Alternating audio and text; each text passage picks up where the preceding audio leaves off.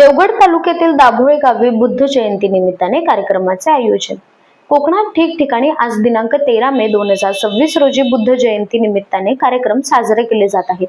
याच निमित्ताने सिंधुदुर्ग जिल्ह्यात देवगड तालुक्यातील दाभोळे गावी बुद्ध जन विकास मंडळ संचलित दाभोळे बुद्ध विहार येथे सकाळी धम्म ध्वजारोहण, पूजापाठ, अल्पोपहार व सतीश दाभोळकर यांच्या वतीने कार्यशाळेचे आयोजन, ज्यात मुलांना बुद्ध मूर्ती व इतर मूर्ती याविषयी मार्गदर्शन, त्यासोबतच विविध कार्यक्रमाचे आयोजन करण्यात आले आहे. तर कार्यक्रमाच्या दुसऱ्या दिवशी बुद्ध जन विकास मंडळ दाभोळे आणि सिंधू रक्त मित्र प्रतिष्ठान देवगड यांच्या वतीने रक्तदान शिबिराचे आयोजन करण्यात आले आहे.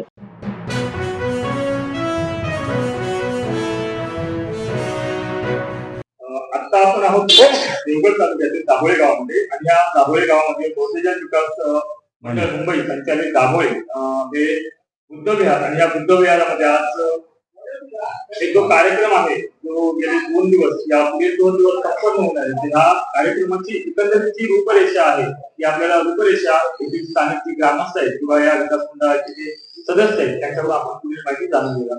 एकंदरीत आपल्या या इथे जो काही कार्यक्रम संपन्न होणार आहे त्याबद्दल थोडक्यात काय सांगाल? आज आमचा सकाळपासून कार्यक्रम चालू झालेला आहे आणि तो कार्यक्रम म्हणजे सुरुवातीला आम्ही झेंडावंदन झालंय, पूजापाठ आणि त्यानंतर आमच्या इथे आमचे ग्रामस्थ मुंबईचे ग्रामस्थ आहेत त्यांच्या मार्फत अल्पोपहारचं दान करण्यात आलंय आणि त्यानंतर खीरदान असं केलंय आणि त्यानंतर हा कार्यक्रम संपला. पण दुपारनंतर आता 4 वाजता दुपारी 4 नंतर इथे सतीश दाभोळकर यांच्या मार्फत एक कार्यशाळा आपण आयोजित केलेली आहे. त्या कार्यशाळेमध्ये बुद्ध मूर्ती, शाडूच्या बुद्ध मूर्ती किंवा इतर ज्या मूर्ती काही बनवायच्या आहेत त्या कशा प्रकारच्या, त्या मुलांना ते मार्गदर्शन करणार आहे आणि त्या संदर्भामध्ये सगळी मुलं किंवा ज्यांना इंटरेस्ट आहे असं कोणी मुलं किंवा पुरुष किंवा इतर स्त्रिया हे सहभागी होणार आहेत. हा कार्यक्रम त्यानंतर संपन्न होईल आणि संध्याकाळी आमच्या गावची जी मुलं आहेत त्यांना त्यांचं गुणगौरव असं, म्हणजे जी शिक्षित मुलं आहेत त्या पास झालेली व शाळेतून, तर त्यांचा गौरव असं आपल्याला करायचा आहे. आणि तो झाल्यानंतर उद्या दुसऱ्या दिवशी आमचा कार्यक्रम म्हणून प्रथम आम्ही इथे रक्तदान शिबिर आयोजित केलेलं आहे. यावर्षी म्हणजे या मागच्या वर्षी आम्ही ते आयोजित केलं होतं सिंधू मित्र रक्तपेढी मार्फत. ते यावर्षी पुन्हा तेच आहे आणि त्यानंतर मग आमचे इतर पण कार्यक्रम आहेत, जसं संध्याकाळी असं संगीताचा कार्यक्रम आम्ही आयोजित करणार आणि त्यानंतर हा कार्यक्रम संपन्न होईल. त्याचप्रमाणे भारतीय राज्यघटनेचे शिल्पकार डॉक्टर बाबासाहेब आंबेडकर आणि तथा भगवान गौतम बुद्ध, एकंदरीत आजचा जो दिवस आहे, आजच्या या दिवशी हे कार्यक्रम संपन्न केले जातात. तर त्यामागचा जो एकंदरीत आपला जो संदर्भ आहे त्याबद्दल काय सांगाल? संदर्भ म्हणजे आता दरवर्षी आम्ही हा कार्यक्रम संयुक्तरित्या मुंबई मंडळ आणि गाव शाखा या दोन्हींच्या मार्फत आम्ही दरवर्षी हा कार्यक्रम आयोजित करतो. यावर्षी तो 1 मे ऐवजी थोडा लांब, म्हणजे 12, 13, 14 या 2 दिवसांसाठी आम्ही तो आयोजित केलेला आहे.